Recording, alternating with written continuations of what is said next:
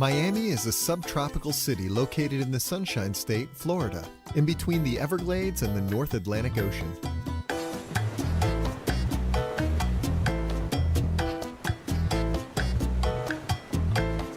Flying in over Biscayne Bay, you can spot the wonderful beaches that attract nearly 14 million visitors each year.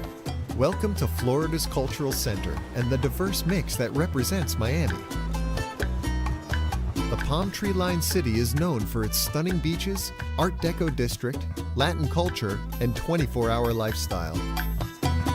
It is the place to see and be seen.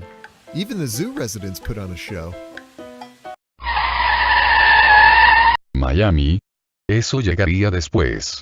Mi padre, George Lexington, nació en el estado de Florida en el año 1947, aunque no vivía en Miami, sino en una humilde casa familiar en Brownville.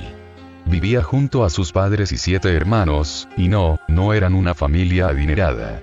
Tuvo que empezar desde abajo, y no tardó demasiado, pues con 12 años ya repartía periódicos por su pueblo y daba de comer a los caballos de uno de los señores. Después de alternar durante años trabajos de carnicero, taxista, camarero y vendedor de zapatos, el sector eléctrico llegó a su vida, convirtiéndose en electricista profesional a los 25 años.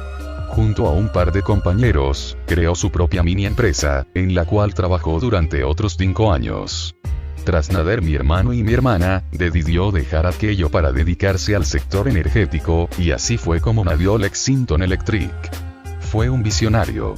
La energía eléctrica comenzó a tener más valor y, en 1984, la empresa ya tenía un valor superior al $1 millón. Su predio se multiplicó con los años, hasta alcanzar los actuales $20 mil millones en los que está valorada. Miami se convirtió en la sede principal de la empresa, con sedes en todos los estados y en más de 20 países en todo el mundo. Yo era su hijo menor, el pequeño Dwayne Lexington. Nací en 1981, y desde entonces fui un niño malcriado y rebelde, que vivió en la opulencia sin valorar jamás nada de lo que había tenido que luchar mi padre para que mis hermanos y yo pudiéramos vivir también. No me gustaba trabajar, y tampoco estudiar, lo mío eran las fiestas, los coches y el desenfreno. Y de buenas migas con la hija del magnate Hilton, tuvimos buenas juergas, pero para el 2018, ninguno de los dos seguía ya en aquella pueril tesitura. A pesar de que algunos familiares y amigos aconsejaron a mi padre desheredarme, él jamás perdió la confianza, y seguía luchando personal y económicamente por hacer de mí un hombre de provecho.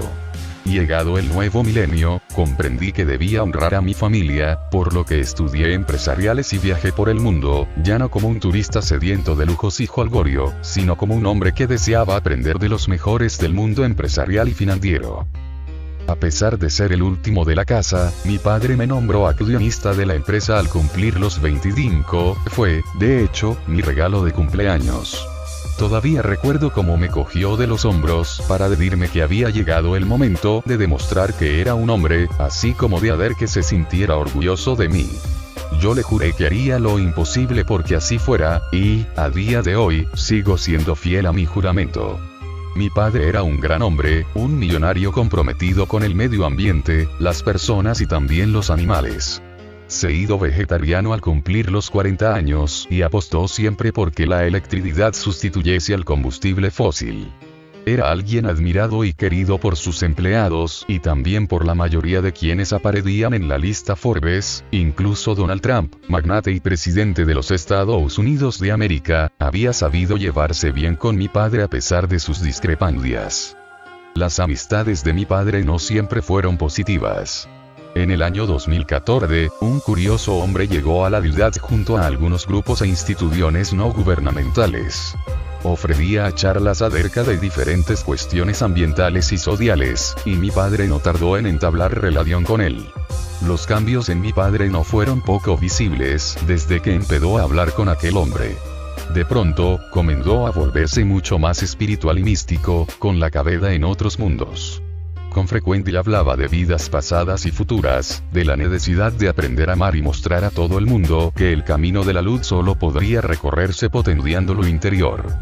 Yo fui el primero en preocuparme, antes incluso que mis hermanos. mi padre se comportaba de forma extraña, descuidando sus funciones como líder del Lexington Electric.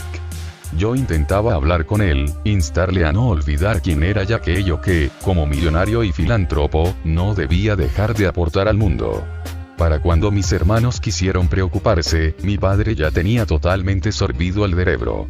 Aquel hombre, llamado Maruk, le había empeorado la salud de algún modo, y en 2015, mi padre murió por una dosis excesiva de su entonces mayor cantidad de medicación. No fue hasta entrado el 2016 cuando, después de casi un año del fallecimiento de mi padre, nos percatamos de que, en su testamento, había legado la mayor parte de su patrimonio, incluidas sus acciones de Lexington Electric, al tal Maruk. Sentí una enorme rabia hacia aquel estafador, por lo que investigué acerca de él y me encontré con que había estafado al menos a 200 personas en todo Miami. Sin duda se trataba de un sectario, un embaucador, pero para entonces ya no habría ni rastro de él. No iba a rendirme tan fácilmente, había jurado honrar a mi padre y, mientras viviese, me dejaría la piel para cumplir mi promesa.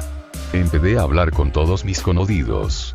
Se me presentaron muchas opciones, pero, de entre todas ellas, la más atractiva fue contratar los servicios de un detective privado muy conocido entre mis círculos, recomendado, entre otros por un íntimo amigo de mi padre. Su nombre era Nolan Cage, y su trabajo parecía sobrepasar la propia excelencia. Contacté con el señor Cage y le comenté el caso de mi padre. Sus honorarios no eran baratos, y su misión nada fácil, pero me prometió que, si de verdad había asesinado a mi padre, lograría demostrarlo, por lo que, sin pensar, contraté sus servicios sin consultárselo a nadie más, ni siquiera a mis hermanos. Yo asumí los gastos, así como la tarea de honrar a mi padre. Se lo había jurado, e iba a dar justicia por hasta el último centavo que aquel miserable genio del engaño le había quitado.